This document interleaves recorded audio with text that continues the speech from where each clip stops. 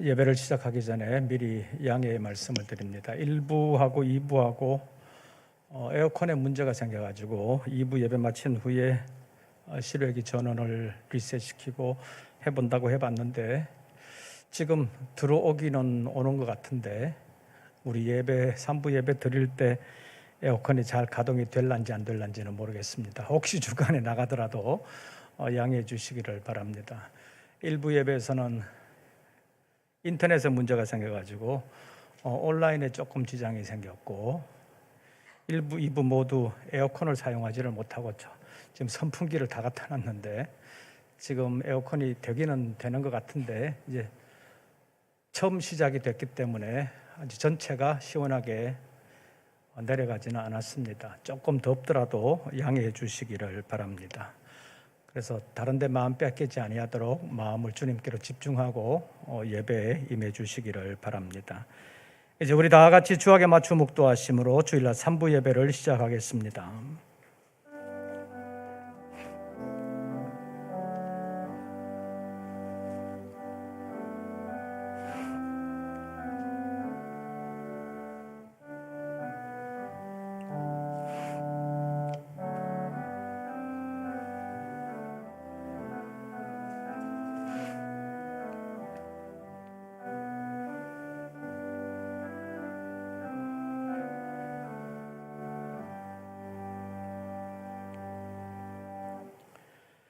감사로 하나님께 제사를 드리며 지존하신 이에게 내 서원을 갚으며 환난 날에 나를 부르라.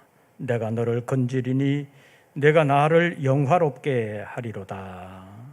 하나님은 영이시니 예배하는 자가 영과 진리로 예배할지니라.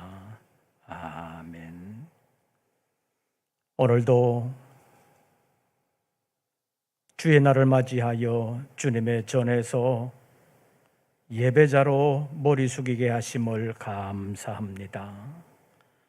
하나님께서 우리의 생명을 붙들어 주신 은혜요, 우리의 몸의 건강도 마음의 결정도 하나님의 은혜로 인도해 주셨음임을 생각하며 감사드리오니 이 시간 우리의 예배가 주님 앞에 연락되게 하시고 예배를 통하여 하나님께 영광이 되게 하여 주시옵소서.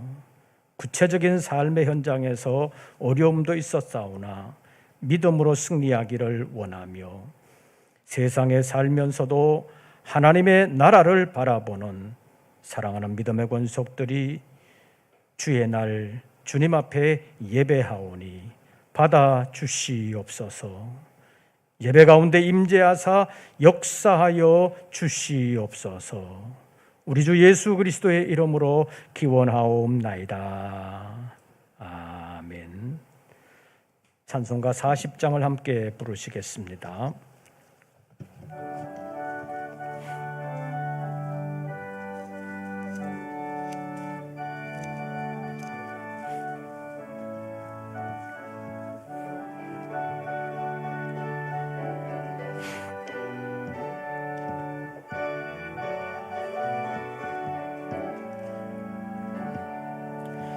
찬송으로 보답할 수 없는 큰 사랑, 주님께 영광 할렐루야.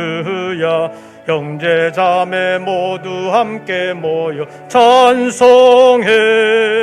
주님께 영광 할렐루야. 하나님의 자녀여 크게 찬송 부르며 밝고 거룩한 길로 기쁨으로 나아가 주의 보좌 앞으로 속히 들어가겠네. 주님께 영광 할렐루야. 우리 받은 주님 은혜 한량 없도다. 주님께 영광 할렐루야.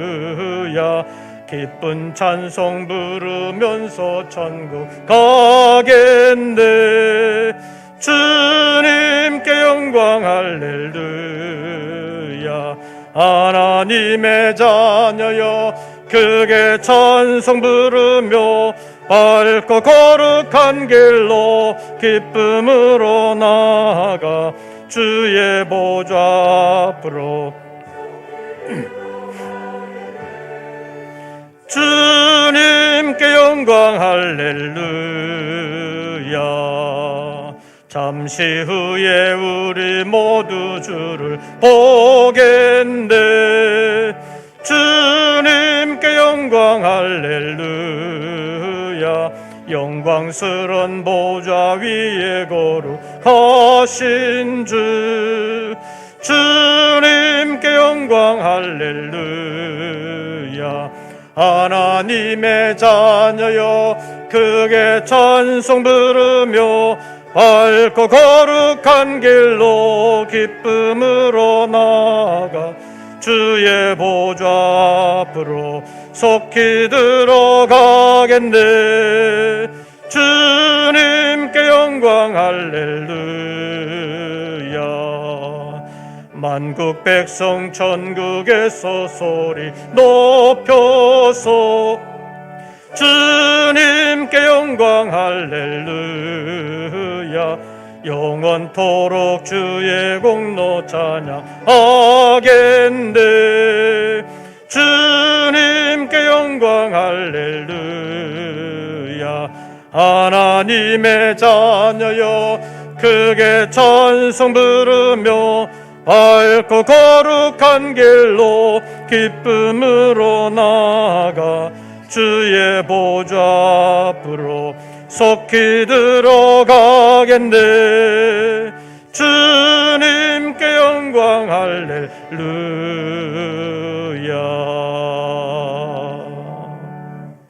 기도드리겠습니다. 주님 앞에 예배자로 머리 숙일 수 있도록 은혜 베풀어 주심을 감사합니다. 지금까지 당연한 것처럼 생각해왔던 모든 것이 생각해보면 하나님의 은혜가 아니고는 있을 수가 없는 일들이었음을 생각하며 다시 한 번 더 감사와 찬송과 영광을 돌리옵나이다. 이 아침 예배의 자리로 나와 머리를 숙일 수 있는 것도 한 주간 동안 우리의 생명을 주님께서 지켜주셨기 때문이요, 나름의 건강을 주신 것도 주님의 은혜인 줄로 생각하며 다시 한 번 더 감사하오니 주님 이 시간 우리 가운데 임재하시고 역사하여 주사 우리의 예배가 주님을 기쁘시게 하는 예배가 되게 하시고 예배 가운데 임재하시는 하나님의 영이 우리 가운데 임재하여 주사 우리의 심령이 새로워지게 하여 주시옵소서. 주님께서 지금도 살아계실 뿐만 아니라 우리를 위하여 역사해 주심을 인하여 우리는 날마다 연총 가운데 살아가고 있음을 기억하고 이 코로나 시대 가운데서도 감사함으로 주님께 영광을 돌리며 주님과 동행하고 동역할 수 있는 저희들 되게 하여 주시옵소서.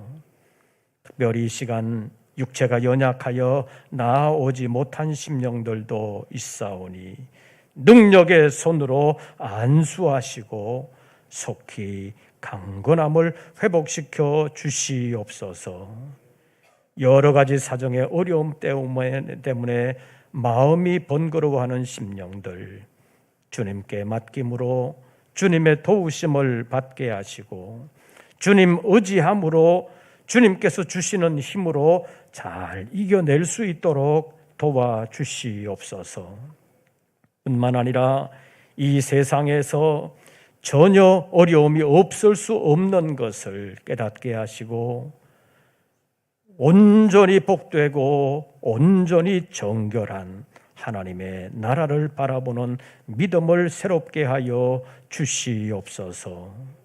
여러 가지로 어렵고 혼란스러운 이 사회 가운데서 우리 모든 성도들을 늘 지켜주시고 언제나 어디에 있든지 그리스도의 향기를 나타낼 수 있도록 먼저는 속사람을 강건하게 하시고 삶을 통해서도 하나님께 영광되게 하시고 그리스도의 향기를 나타낼 수 있도록 도와주시옵소서. 오늘도 예배하는 우리 모든 권속들에게 찾아와 주심을 믿사오며 예수님의 이름으로 기도하옵나이다. 아멘.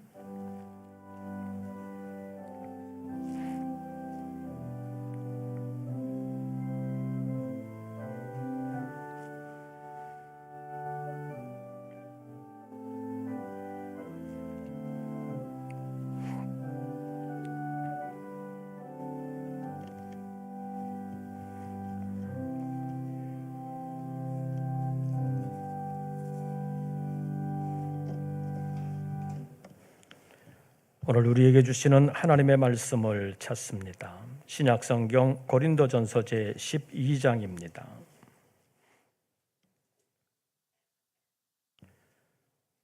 고린도전서 제 12장, 제가 가진 성경으로는 신약성경 277쪽, 고린도전서 제 12장 1절부터 11절까지의 말씀, 우리 함께 교독하시겠습니다. 1절 말씀을 제가 먼저 봉독합니다. 형제들아, 신령한 것에 대하여 나는 너희가 알지 못하기를 원하지 아니하노니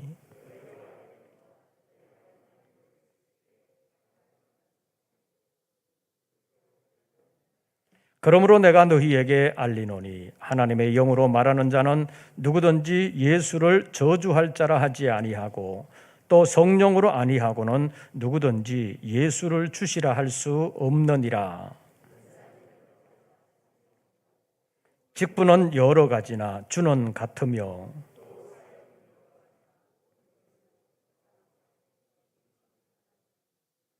각 사람에게 성령을 나타내심은 유익하게 하려 하심이라.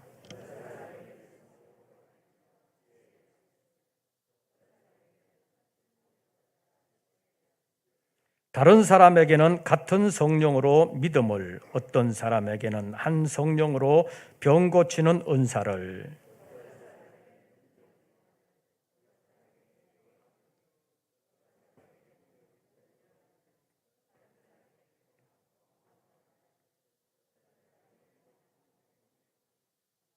11절 다 같이 봉독합니다.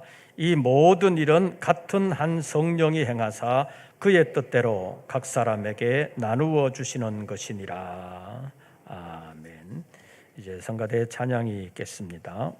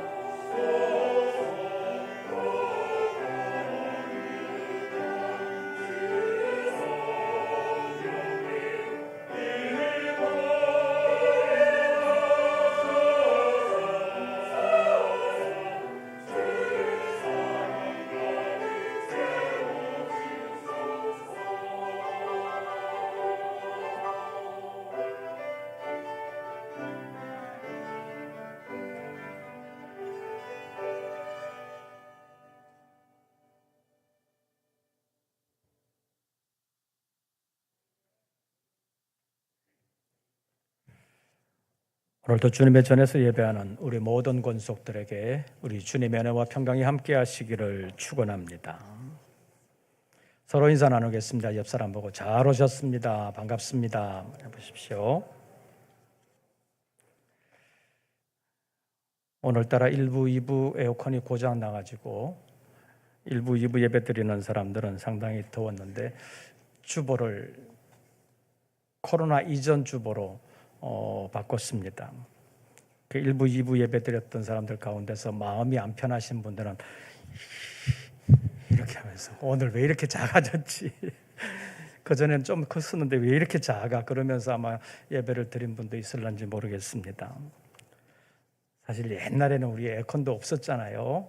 선풍기 몇 대씩 갖다 놓고 예배를 드렸고 땀 뻘뻘 흘리고 예배를 드렸는데 이제 우리의 삶의 형편이 여러 가지로 편해지니까 불편한 것을 견디는 것이 더 힘들어졌습니다. 2부 예배 마치고 4층으로 올라가서 실외기 이렇게 보면서 대충 보고 내려와서 4층에 에어컨을 켰는데 안 들어오는 것 같아가지고 마음을 졸였는데 좀 이따 다시 껐다가 켰더니 들어오는 것 같아서 왔는데 지금 켜져 있기는 합니다. 혹시 중간에 나가더라도 너무 불평하지 마십시오. 또 예배드리면서 에어컨 안 끄지게 해주십시오. 에어컨 그러면서 또 설교 못 듣는 사람 없도록 마음을 주님께로 잘 향해 주시기를 바랍니다. 우리는 대외적으로는 기독교인이라고 불립니다. 지금은 그렇지 않은데 예전에는 어디 가서 뭔 서류를 내려고 하면 종교란이 있어가지고 거기에는 기독교 이렇게 쓰기도 합니다. 우리가 기독교인이라고 불리고 우리의 종교를 기독교라고 적기도 하는데 이 기독교인이라는 것은 성경으로 하면 그리스도인이라는 표현입니다. 사도행전 11장에 있는 말씀을 보면 안디옥 교회에서 바나바와 사울이라는 사람이 한 1년 동안 거기에 함께 있으면서 많은 사람들에게 성경을 가르쳤습니다. 그때 많은 사람들이 주님께로 돌아오는 역사가 있었는데 그때 교회 밖에 다른 사람들이 안디옥 교회 성도들을 보면서 저 사람들은 그리스도인이다 이렇게 부르기 시작했다는 것입니다. 그때부터 이제 그리스도인이라는 말은 예수 믿는 사람을 가리키는 단어가 됐는데 처음에는 예수 믿는 사람들도 그리스도인이라고 불리지를 않았습니다. 왜냐하면 유대인들이 세계에 흩어져서 많이 살았는데 나라가 멸망당한 후에 쫓겨나가지고 세계에 흩어져서 살아가면서 유대인들의 삶의 모습을 보니까 하나님을 이야기하고 하나님을 섬긴다고 얘기하고 우리는 하나님의 계명에 순종한다 이런 말들을 하는 것을 들었는데 예수 믿는 사람들도 말로는 하나님을 섬긴다 그러고 또 하나님의 말씀에 순종한다 그러고 그런 것을 보니까 저 사람들도 유대인들하고 비슷한가 보다 그렇게 생각을 했는데 좀 오래 지켜보니까 다르더라는 거예요. 유대인들은 예수 믿는다는 말을 안 했는데 예수 믿는다는 사람들은 유대인들과 비슷한 것 같기는 한데 좀 오래 지켜보니까 상당히 다르다는 것입니다. 그래서 그들을 유대교를 믿는 사람들이다 이렇게 부르기에는 상당히 어색해졌습니다. 그래서 이 사람들은 그리스도를 따르는 사람들, 세상에 속한 사람이 아니라 그리스도에게 속한 사람들 그런 의미에서 그리스도인이라고 부르기 시작했습니다. 그렇게 부르게 된 가장 큰 동기는 예수 믿는 사람들의 삶이 달랐다는 것입니다. 살아가는 삶의 동기와 목적이 그리고 살아가는 삶의 태도가 많이 달랐다는 것입니다. 똑같은 말을 하고 같은 땅에서 살고 혈통적으로 보면 같은 민족임에도 불구하고 예수 믿는 사람들은 뭔가 달라도 다르다는 거예요. 뭐가 다르냐? 세상에 살면서 세상 미련을 가지지 않고 세상 욕심을 전혀 부리지 않더라는 것입니다. 일반적으로 지금 살아가는 우리 세상이 경쟁 사회가 되다 보니까 정말로 아둥바둥하면서 살아남기 위해서 애를 쓰잖아요. 그리고 좀 더 욕심을 가지면 출세하기 위해서, 부자 되기 위해서 정말 많이 노력하잖아요. 그런데 예수 믿는 사람들의 삶을 그때 보니까 다른 사람하고 완전히 다른 거예요. 세상 미련도 없는 것 같고 욕심도 없는 것 같고, 일반적으로 보면 미련도 없고 욕심도 안 가진 사람들은 거의 자포자기한 사람들이 많잖아요. 될 대로 되라. 그런 사람들이 세상에 미련 없고 욕심 없는 것 같은데, 예수 믿는 사람들은 나름대로 열심히 살고 책임감을 가지고 사는데도 불구하고 세상 미련 없고 욕심을 안 부리는 거예요. 재산도 별로 없는 것 같은데 마음이 편안하고 기뻐하고 즐겁게 살아가는 그 사람들을 보면서 뭔가 다르더라. 너희는 왜 그러냐? 그렇게 물으면 우린 예수 믿는 사람들이다. 예수 믿기 때문에 그렇다. 당시에는 예수 믿는 것이 허락되지 않았기 때문에 예수 믿는다는 것 때문에 잡혀가기도 하고 심지어는 재산을 빼앗기는 일들도 있었는데, 히브리서 10장 34절에 있는 말씀을 보면 재산을 빼앗기면서도 해달파하지 아니하고 억울해하지 아니하고 도리어 기뻐하는 사람까지 있었다는 얘기예요. 그러니까 어떻게 그렇게 사냐 물었더니 우리에게는 더 낫고 영구한 산업이 하늘에 있다. 그런 말들을 하더라는 것입니다. 그러니까 세상에 살기는 사는데 세상 욕심이 하나도 없고 재산을 빼앗겨도 그냥 빼앗기면 빼앗긴 대로 사는 거지 뭐. 그리고 자포자기하는 것이 아니라 거기에서도 기뻐하고 즐거워하는 모습을 보면서 어떻게 보면 정신 나간 사람 같고 어떻게 보면 세상을 완전히 초월한 것 같고, 그래서 저 사람들은 우리와는 다르구나 이렇게 생각을 했기 때문에 저 사람들은 그리스도에게 속한 사람, 그리스도의 종, 이런 의미로 그리스도인이라고 불렀다는 것입니다. 그런데 예수를 믿으면서도 사실은 그렇게 살기가 결코 쉽지는 않습니다. 지금처럼 자본주의 사회가 오래되다 보니까 돈이 필요하잖아요. 돈이 굉장히 필요합니다. 그래서 돈 하는 사람들도 있잖아요. 그런데 사업을 하거나 장사를 하시는 분들은 돈을 벌어야 되잖아요. 그런데 예수 믿는 사업가, 예수 믿는 상공인들은 어떻게 해야 합니까? 돈 안 벌어도 되지 뭐 그렇게 해서 되겠습니까? 달라야 하는데 뭐가 달라야 하느냐? 돈을 버는 목적이 달라야 된다는 것입니다. 학생은 공부하는 목적이 달라야 된다는 것입니다. 삶의 모든 영역에서 모든 그리스도인들은 삶의 동기와 목적이 달라야 된다는 것입니다. 어떻게 달라야 되느냐? 내 욕심 채우는 것이 아니라, 세상 출세하기 위한 것이 아니라 하나님께 영광 돌리는 것, 그리고 하나님이 기뻐하시는 방향으로 살아드리는 것, 그것이 삶의 동기요 목적이 되어야 된다는 것입니다. 다시 말하면 단순히 돈 벌기 위해서가 아니라 출세하기 위해서가 아니라야 된다는 것입니다. 초대교회 안디옥 교회 처음에 그리스도인이라고 불렸던 사람들이 바로 이런 사람들이었습니다. 그런데 이런 사람들을 보면 예수 그리스도에게 매여 있는 것 같습니다. 매여 있는 것 같으면서도 불평하거나 원망하지 아니하고 그 안에서 자유를 누리면서 기뻐하는 모습을 보면서 다르구나, 그런 것을 느끼게 되는데, 자기중심적으로 살아가는 사람은 이렇게 살 수가 없습니다. 마태복음 제16장에 있는 말씀을 보면 예수님께서 누구든지 나를 따라오려거든 자기를 부인하고 자기 십자가를 지고 나를 따를 것이니라 이렇게 말씀하셨는데, 자기중심적이 되면 자기를 부인할 수가 없습니다. 자기중심적인 사람이 자기를 부인하면 자기 인생 송두리째 날아가는 것 같습니다. 왜냐하면 자기 인생 전체가 부정되기 때문입니다. 그래서 하나님 중심이 되어야 하나님을 기쁘시게 할 수 있고 그리스도 중심이 되어야 그리스도를 따라갈 수가 있는 것입니다.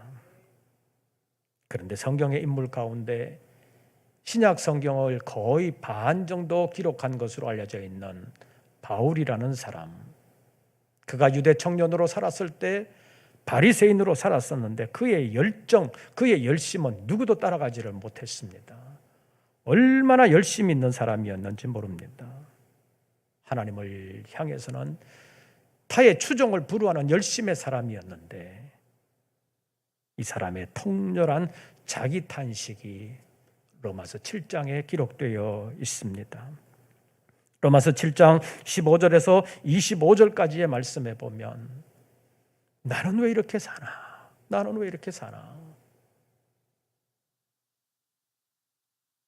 어떻게 보면 심각한 갈등 속에 있는 사람처럼 보입니다. 그것을 요약하면 이런 것입니다. 내가 원하는 바 선은 행하지 아니하고 원하지 아니하는 바 악은 행하는도다. 만일 내가 원하는 바 선은 행하지 아니하고 원하지 않는 바 악을 행한다면 그것을 행하는 자는 내가 아니라 내 속에 있는 죄니라. 내가 일부러 죄를 지으려고 하는 것 아닌데 내 속에 있는 죄가, 죄의 법이 나를 완전히 압도해버리는구나. 이렇게 생각하며 탄식하는 것입니다. 오라 나는 공고한 사람이로다. 이 사망의 몸에서 누가 나를 건져내려고 탄식하고 있습니다. 그런데 이것을 영적으로 분석하면서 로마서 7장 23절 말씀에 보면 내 지체 속에서 한 다른 법이 내 마음의 법과 싸워 내 지체 속에 있는 죄의 법 아래로 나를 사로잡아 가는 것을 본다고 말하고 있습니다. 자기 내면을 들여다보니까 내면 속에서 싸움이 있다는 것입니다. 내 마음의 법, 내 지체 속에 있는 또 다른 한 법, 죄의 법, 선을 행하기 원하는 나와 죄로 끌고 가고 있는 또 다른 법을 발견하고 탄식하면서 로마서 7장 25절에서는 내 자신이 마음으로는 하나님의 법을, 육신으로는 죄의 법을 섬기노라. 이렇게 탄식하고 있습니다. 하나님께 그렇게도 열심히 있는 바울이 이 정도라면 우리는 오죽하겠습니까? 그래서 예수 그리스도의 도우심이 필요합니다. 그래서 예수님께서는 제자들을 도와주셨고 예수님께서 승천하실 때가 되자 나 외에 또 다른 돕는 자가 필요하구나. 그래서 도와주시느니 보혜사 성령님을 약속하셨고 승천하셔서 보혜사 성령을 보내주셨습니다. 그래서 예수님을 따르면서 예수님의 말씀에 순종하려고 하는 사람은 성령님의 도우심이 필요합니다. 보혜사 성령은 우리를 전방위적으로 도와주실 수 있는 분입니다. 우리의 삶의 구체적인 영역에서 우리를 도와주실 수 있는 분이 주님이십니다. 우리의 구체적인 삶의 현장에서 삶의 구체적인 부분까지도 도와주실 수 있습니다. 직장 생활하는 사람들은 직장의 업무에서도 우리를 도와주실 수 있습니다. 사업하시는 분들은 사업의 아이템 선정이나 운영 관리에서도 주님은 우리를 도와주실 수 있습니다. 그러나 보다 더 중요한 것은 세상 살아가는 데 필요한 것을 도와주시는 것보다도 우리의 영혼을 위하여 우리의 신앙을 도와주신다는 것입니다. 왜냐하면 우리가 아무리 잘 살아도 건강하게 살아도 100년 넘기는 사람이 별로 없습니다. 그러나 그 이후의 삶은 영원하기 때문에 잠깐 힘들게 살아도 영원한 삶에서 복되게 강건하게 사는 것이 훨씬 더 복된 삶이기 때문에 주님께서 이 땅에 오셔서 많은 병자들을 고쳐주셨지만 그 병원 고쳐줘도 또 죽는 거다. 영원히 사는 것이 중요하다. 그래서 영원한 생명을 주시기를 원하셨습니다. 이것을 위하여 성령께서 우리를 도와주신다는 것입니다. 오늘 본문 3절 말씀 보시죠. 고린도전서 12장 3절 그러므로 내가 너희에게 알리노니 하나님의 영으로 말하는 자는 누구든지 예수를 저주할 자라 하지 아니하고 또 무엇으로 아니하고는 성령으로 아니하고는 누구든지 예수를 누구라 할 수 없느니라 주시라 할 수 없느니라. 예수님은 나의 주님이십니다. 나의 주인이십니다. 나의 왕이십니다. 아무나 말 못한다는 거예요. 누구의 도움 없이는, 성령의 도우심 없이는 안 된다는 것입니다. 그리고 본문 4절부터는 성령께서 여러 가지 은사에 대하여 우리를 도와주신다고 말씀하고 있습니다. 그런데 그 은사를 왜 주시느냐? 7절 말씀 보시죠. 7절 우리 다 같이 읽습니다. 각 사람에게 성령을 나타내심은 유익하게 하려 하심이라. 각 사람에게 성령의 은사를 주시는 것은 뭐하게 하려 하심이라? 유익하게 하려 하심이라. 그래서 오늘은 은사를 주시는 성령님이라는 제목으로 잠깐 말씀을 상고하겠습니다. 오늘 본문에는 성령의 9가지 은사가 나열되고 있습니다. 그런데 성령의 은사는 이 9가지가 다가 아닙니다. 로마서 12장에 보면 고린도전서 12장에 없는 은사도 6가지 이상이 기록되어 있습니다. 또 에베소서 제4장에는 교회의 직분과 관련하여 어떻게 사역하는지에 대하여 5가지 은사 정도를 언급하고 있습니다. 왜 성령께서 이러한 은사들을 주시느냐? 고린도전서에 나와 있는 9가지, 중복을 피하고 로마서 12장에 나와 있는 6가지, 에베소서 4장에 있는 5가지, 이런 식으로 한 20가지 정도가 나와 있지만 성령의 은사는 이 20가지만 있는 것이 아닙니다. 왜냐? 성령의 은사는 우리를 뭐하게 하시기 위하여? 유익하게 하기 위하여 주시기 때문입니다. 7절 말씀 다시 보시지요. 7절 다 같이 읽습니다. 각 사람에게 성령을 나타내심은 유익하게 하려 하심이라. 고린도전서 12장에서 우리가 읽었던 말씀 가운데서 9가지가 있는데 이런 것을 통해서 우리에게 유익하게 하는 것도 있지만 이런 것 외에도 우리를 유익하게 하는 것은 많다는 것입니다. 그래서 성령은 우리를 유익하게 하시기 위하여 일하시는데 그 유익은 우리 개인의 유익만이 아니라 교회 공동체의 유익을 위해서 성령께서 일하신다는 사실을 알아야 합니다. 다시 말하면 성령의 은사는 각 개인에게 성령께서 나누어 주시는 것이지만 그것을 교회의 유익을 위하여 잘 사용하라고 주시는 것입니다.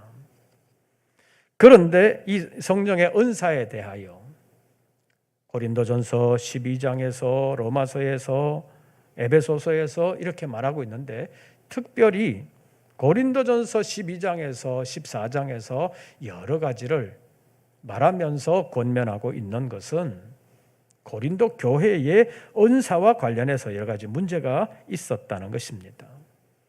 고린도 교회 은사주의자들 가운데서 은사를 받은 사람들이 있는데 예언의 은사를 받은 사람들은 이렇게 얘기한다는 것입니다. 내가 예언의 은사를 받았는데 하나님이 지금 나를 통해서 이렇게 말씀하신다. 내가 말하는 건 하나님의 뜻이다. 이렇게 말하는데 개인적으로 만났을 때 이렇게 얘기하는 것만이 아니라 공동체로 모였을 때도 자, 지금 하나님이 나를 통해서 이렇게 말씀하십니다 하는 사람이 여기 있습니다. 근데 또 옆에서 또 다른 사람이 하나님이 나를 통해서 이렇게 말씀하십니다. 내가 말하는 것이 하나님의 뜻입니다. 이렇게 말하는 사람들이 있습니다. 이쪽 저쪽에서 서로 예언의 은사를 받았다고 내가 말하는 것이 하나님의 예언이라고 그렇게 말하는 사람들이 있어서 이쪽 저쪽에서 시끄러웠고 심지어는 예배를 드릴 때도 지금 하나님이 나를 통해서 이렇게 말씀하십니다. 이런 사람들이 있었다는 거예요. 그러니까 교회가 시끄럽고 예배도 예배 같지 않고 그런 복잡한 일이 있었습니다. 방언의 은사를 받은 사람들 가운데서는 방언으로 막 얘기하고 찬송하고 기도하고 한 사람만이 아니라 여러 사람들이 곳곳에서 예배 중에도 예배를 방해할 정도로 그런 일들이 많았다는 것입니다. 그래서 바울 사도는 직접적으로 은사에 대하여 말하면서 에베소 교회 문제를 해결해 주기를 원했습니다. 그래서 예언의 은사를 받았다고 하는 사람들은 정말로 그 받은 바 말씀이 하나님의 뜻인지를 잘 생각하고 그 한 사람이 예언을 하면 듣다가 또 다른 사람이 예언을 한다고 하면 먼저 하던 사람은 중단해라. 하나님이 또 다르게 말씀하시는지 한번 들어보자. 그래서 예언의 문제를 해결하려고 했습니다. 방언의 문제는 아까도 말씀드린 것처럼 방언이라는 것이 사람이 알아들을 수 있는 외국어로서의 방언도 있지만 어느 사람도 알아들을 수 없는 천사의 방언과 같은 하늘어로서의 하나님과의 교통수단으로서의 방언이 있기 때문에 고린도전서 12장 14장에서 말하는 방언은 사도행전 2장에서 말하는 방언과 달라서 어느 누구도 알아들을 수 없는 것이기 때문에 고린도전서 12장에서 은사 가운데서 방언 말하는 것도 있고 방언을 통역하는 것이 있는데 방언 통역하는 사람이 옆에 있으면 하고 통역하는 사람이 없으면 누구도 알아듣지 못하니까 회중들 앞에서는 말하지 말고 혼자 있을 때 해라. 이것이 사도 바울의 권면이었습니다. 그래서 은사는 정말로 도와주시기 위해서 우리에게 주시는 것인데 고린도 교회의 경우에는 개인적으로는 은사를 받았다고 막 자랑하고 하는 사람들이 있었지만 교회적으로 보면 별로 도움이 안 되고 도리어 혼란스러웠다는 것입니다. 그래서 은사는 하나님께서 주시는 것이지만 유익하게 하기 위해서 주시는 것이지 혼란스럽게 하기 위해서 주시는 것이 아니다. 그렇게 말씀하고 있습니다. 그래서 바울은 고린도 교회에 편지하면서 예언한다고 시끄럽고 방언한다고 시끄럽고 막 이런 혼란이 있으니까 하나님은 무질서의 하나님이 아니시다. 하나님은 화평의 하나님이시다. 은사도 유익하게 하기 위해서 주셨는데 왜 교회에 유익을 끼치지 아니하고 그렇게 혼란스럽게 하느냐. 그렇게 경고하면서 은사를 바르게 사용해야 되는 것에 대하여 말씀하고 있습니다.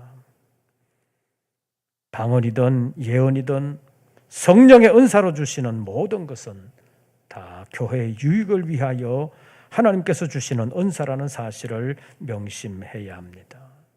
그래서 은사를 사용하는 것도 교회의 유익을 위하여 사용해야 합니다. 마지막으로 한 가지 기억해야 할 것은 성령은 우리의 유익을 위하여 역사하시기 때문에 모든 사람에게 유익하게 하시는 일을 주신다는 것입니다. 그 은사의 이름이 성경에 이미 언급되어 있든 아니든 간에 모든 성도에게 하나님께서는 성령의 은혜를 은사를 주신다는 사실을 알아야 합니다. 내가 만약 교회와 주님을 위하여 어떤 일을 할 때 기쁨으로 할 수 있다면 그것이 그리고 교회에 유익하다면 성경에 그것이 명시적으로 어떤 이름으로 언급되지 않았더라도 성령께서 내게 주시는 은사가 될 수 있다는 사실을 아시기를 바랍니다. 로마서 12장에 있는 말씀을 보면 여러 가지 은사를 말하면서 섬기는 자는 섬기는 일로 봉사하라고 말씀을 했습니다. 섬기는 것도 은사라는 말씀입니다. 다시 말하면 아름답고 은혜롭게 봉사하는 것이 얼마나 중요한 은사인지 알아야 합니다.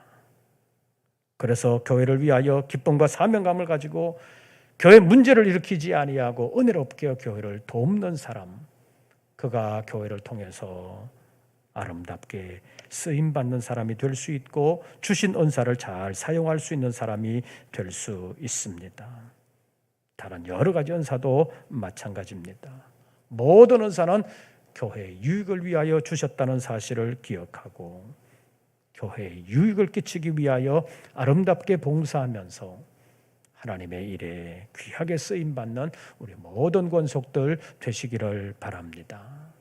하나님께서는 우리에게 은혜를 베풀어 주셨고 은혜의 선물, 은사를 주셨습니다. 그것이 무엇이든지 우리가 주님을 위하여 봉사하면서 이 일을 하면서 참 기쁘구나, 이 일을 하면서 참 내 마음이 편하구나, 이 일을 하면 교회가 참 유익되겠구나, 그런 것을 찾아가면서 끝까지 주님 앞에 은혜와 은사로 아름답게 충성하는 우리 모든 권속들 되시기를 주의 이름으로 축원합니다. 기도하겠습니다. 오늘도 여러 가지 복잡한 일들을 내려놓고 주님 앞에 나아왔습니다. 예배하며 머리 숙인 우리 모든 권속들에게 은혜 베풀어 주시옵고 은혜의 선물, 은사를 주셔서 주님을 위하여 아름답게 봉사할 수 있는 우리 모든 권속들 되게 하여 주시옵소서. 예수님의 이름으로 기도하옵나이다. 아멘. 찬송가 196장을 부르시면서 준비하신 예물 드리겠습니다.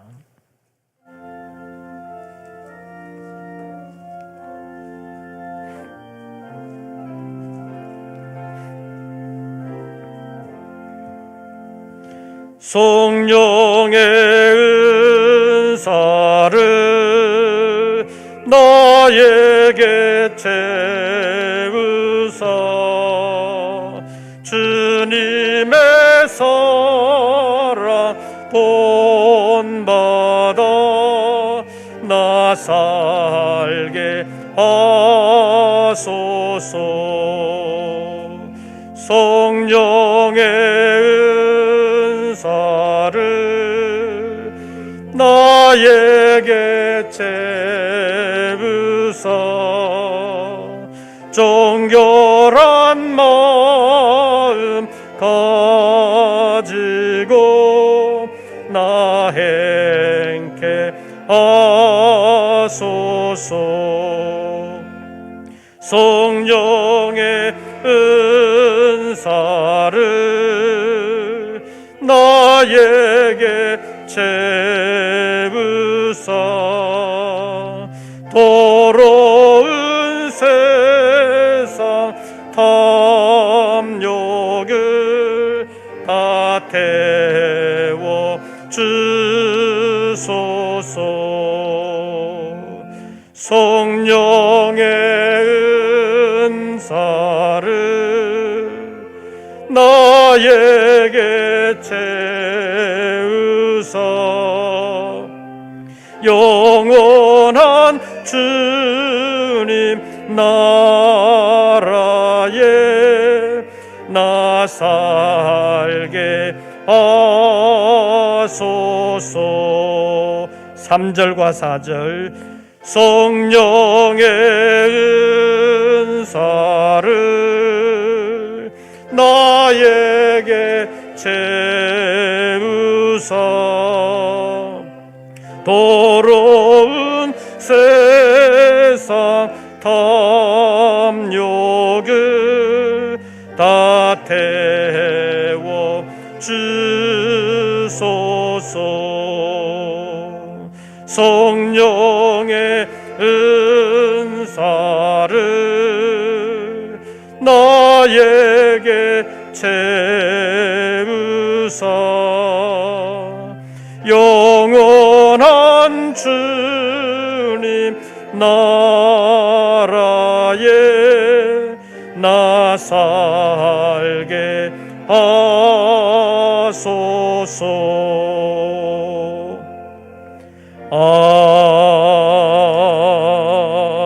아멘. 기도드리겠습니다.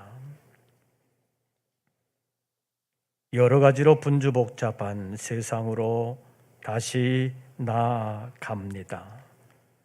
우리의 마음이 번거롭지 아니하도록 주님의 성령께서 지켜주시옵소서. 필요할 때마다 말씀이 생각나게 하시고 우리의 마음에 감동을 주사 주님 기뻐하시는 일들로 아름답게 이루어갈 수 있도록 도와주시옵소서. 우리의 사업도, 직장생활도, 사회생활도, 가정생활도 하나님께 영광이 되게 하시고 열심히 살아가면서 있는 그 자리에서 주님께 영광 돌릴 수 있는 우리 모든 권속들 되게 하여 주시옵소서. 11조와 감사 예물을 주님 앞에 올립니다. 어려운 경제 사정 속에서도 수고할 때마다 힘주시고 열매를 주신 하나님께 예물을 올리며 삶의 전폭을 맡깁니다. 하나님, 우리의 힘으로 해결할 수 없는 많은 일들이 구조적으로 국내뿐만 아니라 국제적으로 일들이 전개되고 있습니다.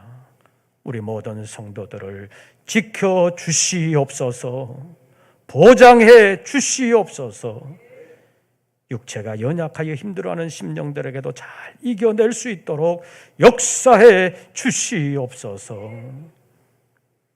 어려운 사정 속에서도 감사의 마음을 가지고 주님과 동행하는 우리 모든 성도들, 감사하는 마음 끊어지지 아니하고 불평과 원망의 마음이 생길 때마다 주님의 말씀으로 눌러 성령의 은혜로 이겨낼 수 있는 우리 모든 권속들 되게 하여 주시옵소서. 다시 세상으로 나아갑니다. 유혹이 있어도 넘어가지 않게 하시고 시련이 있어도 굴하지 아니하고 이겨낼 수 있는 우리 모든 권속들 되게 하여 주시옵소서. 주님의 일에 적극적으로 참여하기를 원하는 우리 모든 권속들을 통하여 하나님 기뻐하시는 일들이 이루어지게 하시고 하나님 영광받아 주시옵소서. 이제는 우리 구주 예수 그리스도의 은혜와 아버지 하나님의 크신 사랑과 성령님의 교통하심이 다시 한 번 더 믿음을 새롭게 하며 주님 의지하기를 원하는 우리 모든 권속들 위에 이제부터 영원토록 함께 하시기를 축원하옵나이다. 아멘.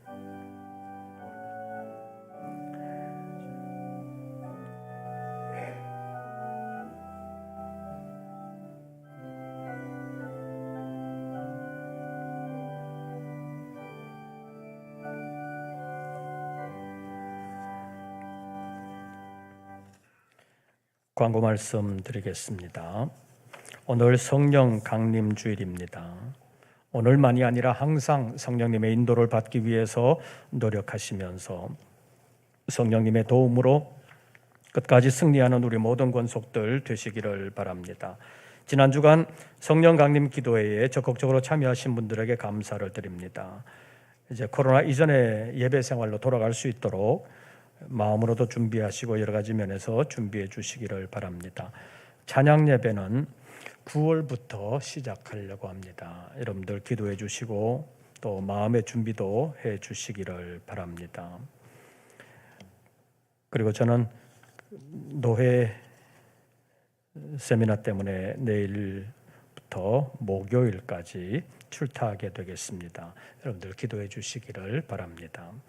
새로운 한 주간 주 안에서 평안하시고 승리하시기를 빕니다. 이것으로서 3부 예배를 모두 마치겠습니다.